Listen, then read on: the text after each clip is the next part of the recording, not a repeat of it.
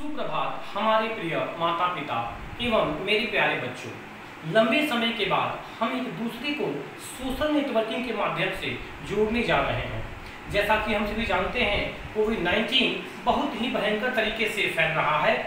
इस समय हम घर पर रहें तथा सुरक्षित रहें, यही हमारा कर्तव्य है।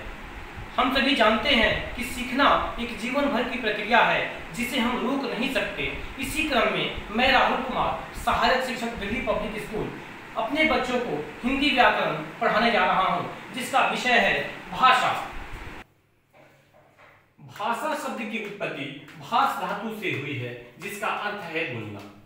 भाषा शब्द की उत्पत्ति भाष धातु से हुई है, जिसका अर्थ है बोलना।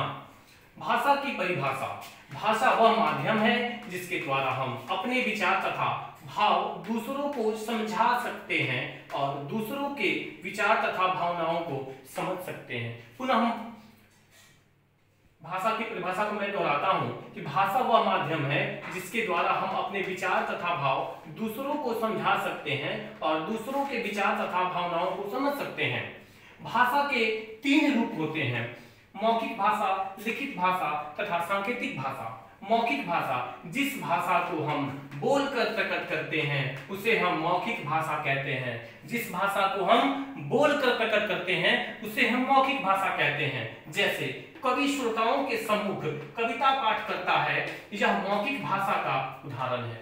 कवि श्रोताओं के सम्मुख कविता पाठ करता है, यह मौखिक भाषा का उदाहरण है।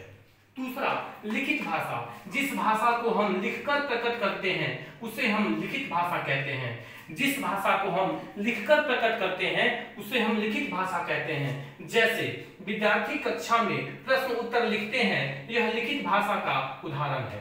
विद्यार्थी कक्षा में प्रश्न उत्तर लिखते हैं, यह लिखित भाषा का उदाहरण है। सांकेतिक भाषा: जिस भाषा को हम किसी संकेत के द्वारा प्रकट करते हैं उसे हम सांकेतिक भाषा कहते हैं। ध्यान पूर्वक सुनेंगे। जिस भाषा को हम किसी संकेत के द्वारा प्रकट करते हैं उसे हम सांकेतिक भाषा कहते हैं। जैसे बालक एक स्कूटर चालक से हाथों के संकेत द्वारा रुकने को कहता है, यह सांकेतिक भाषा का उदाहरण है। पुनः बालक एक स्कूटर चालक से हाथों के इशारा के द्वारा रुकने को कहता है, यह सांकेतिक भाषा का एक उदाहरण है। आज की कक्षा को हम यही समाप्त करते हैं, यह कहते हुए कि घर पर रहें, सुरक्षित रहें। धन्यवाद।